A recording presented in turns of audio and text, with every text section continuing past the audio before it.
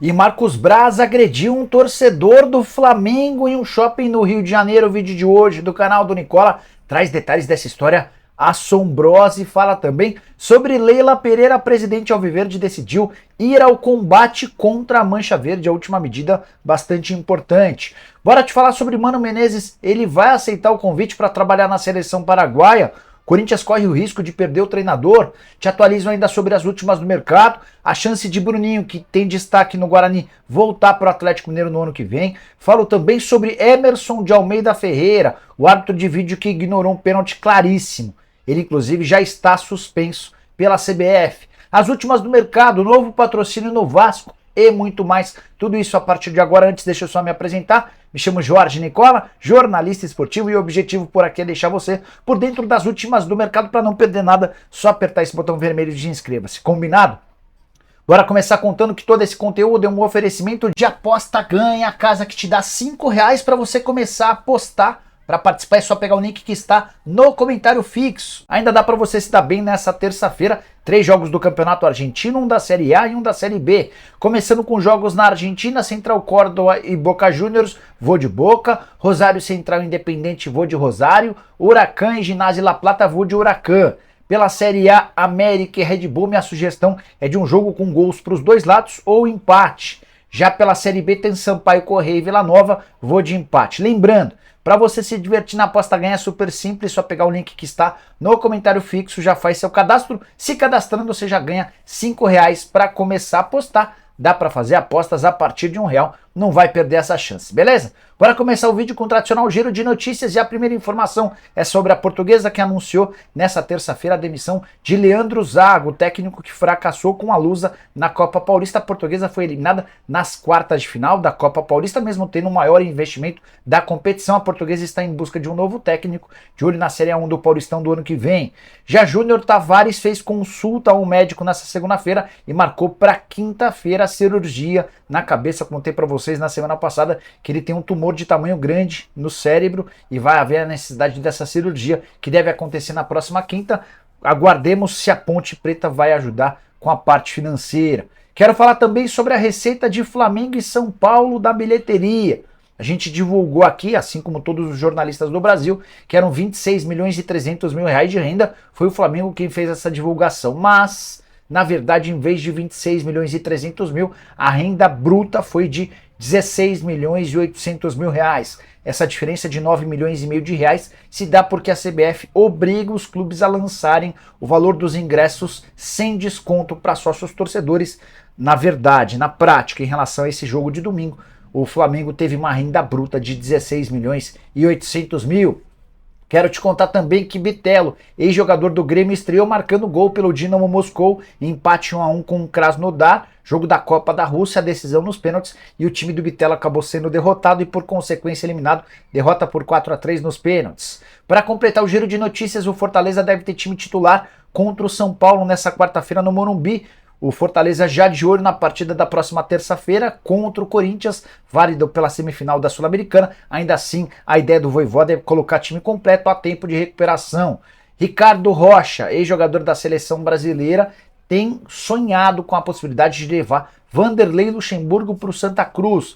Ricardo Rocha é quem comanda a busca por investidores para a SAF do Santinha, um dos clubes mais populares e tradicionais do futebol nordestino. Bora falar agora sobre a grande treta envolvendo mais uma. Marcos Braz se meteu na confusão e agrediu um torcedor do Flamengo nessa terça-feira. Informação divulgada por meio de um vídeo pelo Vene Casagrande há instantes. O Marcos Braz teria sido cobrado por um torcedor do Flamengo que cruzou com ele num shopping.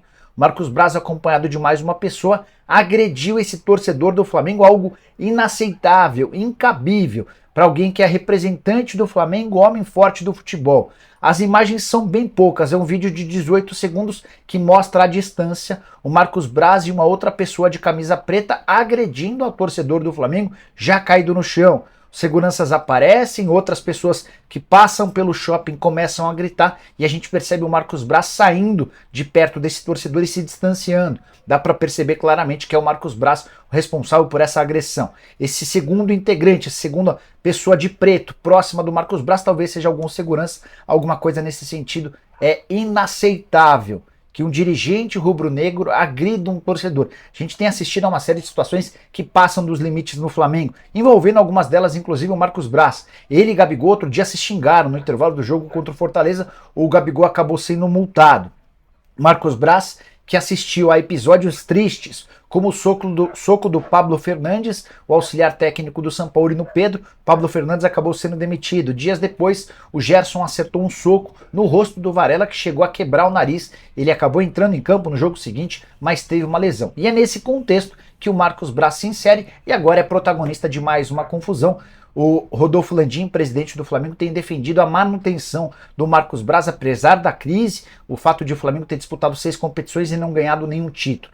Acho que esse episódio pode determinar a queda de Marcos Braz. Se a torcida do Flamengo se mobilizar e entender que um torcedor foi agredido por um dirigente, talvez seja o fim da passagem do dirigente, que já viveu grandes momentos, mas tem colecionado problemas, tropeços e muita falta de respeito com o torcedor rubro-negro. Eu quero a sua opinião sobre o assunto, use o espaço para comentário e avalie, beleza? Bora falar agora sobre novo patrocínio no Vasco. Cruz Maltina estreia nessa quinta-feira contra o Curitiba em São Januário a Intermax Seguros, que é uma empresa especializada em assistência para viagens. Você faz assistência de seguro viagem e a Intermax trabalha com isso. Contrato até dezembro de 2024, ela vai ocupar o espaço abaixo de um dos ombros. Na parte frontal da camisa vai ficar do lado direito. A Intermax substitui a Hebron, que ficava nos dois lados. E até por conta dessa presença nos dois lados irritava o torcedor vascaíno, até porque um dos lados ficava muito próximo do escudo Cruz Maltino. A diretoria do Vasco conseguiu que o patrocínio em cima do escudo deixe de existir, e apesar de estar em apenas um dos lados, a Intermax vai pagar mais do que a Hebron pagava em relação ao antigo contrato. Os valores não foram divulgados. Repito, contrato até dezembro de 2024, mais dinheiro em caixa para o Vasco, que luta contra o rebaixamento e faz jogos absolutamente decisivos nas próximas rodadas. Primeiro contra o Curitiba, na última colocação. Depois o Vasco tem Santos e América pela frente. Se conseguir emplacar 9 pontos, vai dar uma caminhada boa rumo à saída da zona do rebaixamento. Hora de falar sobre Ferrarese, que pode voltar ao São Paulo nessa quarta-feira. Zagueiro dos mais importantes, contratado por empréstimo junto ao Grupo City. São Paulo já inclusive acertou a compra do atleta. A partir de janeiro começa a pagar pouco mais de 3 milhões e 400 mil euros, ou melhor, 4 milhões e 300 mil euros parcelados. São Paulo cogita relacionar o Ferrarese para a partida dessa quarta-feira, confronto contra o Fortaleza, em que o São Paulo certamente terá muitos reservas. Rames Rodrigues, Alexandre Pato são outros dos atletas cotados para jogar. O Rames, por opção do Dorival, não esteve em campo nem entre as 5 substituições. O Alexandre Pato não foi nem relacionado para o banco de reservas no duelo de ida da final da Copa do Brasil contra o Flamengo no último domingo. Só para lembrar, Ferrarese é um zagueiro argentino que nasceu na Venezuela, chegou pouco conhecido no São Paulo, mas ganhou um enorme destaque pela qualidade no desarme, pela ótima saída de bola, por ser muito bom no jogo aéreo, mas teve um problema sério. Ele rompeu o ligamento cruzado do joelho direito no mês de fevereiro e agora, depois de um longo período de recuperação, está totalmente recuperado e habilitado. Pode ser um dos reforços do tricolor. Queria saber a sua opinião sobre a volta do Ferrarese. Use o espaço para comentário e opine. Bora falar agora sobre Emerson de Almeida Ferreira. Você já deve ter ouvido falar, né? O árbitro de vídeo responsável pela não marcação do pênalti a favor do Grêmio nos minutos finais do empate entre Corinthians e Grêmio 4-4 na Neoquímica Arena. Se você não viu o lance, o Ferreirinha cruza, a bola explode no braço do Yuri Alberto, que estava braço completamente fora da posição, e esse árbitro de vídeo diz, não, a posição é absolutamente natural, o jogador do Corinthians está se defendendo e não há motivo para marcação de pênalti. Pois bem, a CBF já determinou nessa terça-feira o afastamento do Emerson de Almeida, assim como de todos os outros auxiliares do árbitro de vídeo. O Wilton Pereira Sampaio também vai correr risco de pegar uma geladeira pesada. O problema é que esse Emerson de Almeida Ferreira é reincidente. No ano passado, numa partida entre São Paulo e Palmeiras, válida pelas oitavas de final da Copa do Brasil, ele ignorou a posição de impedimento do Caleri.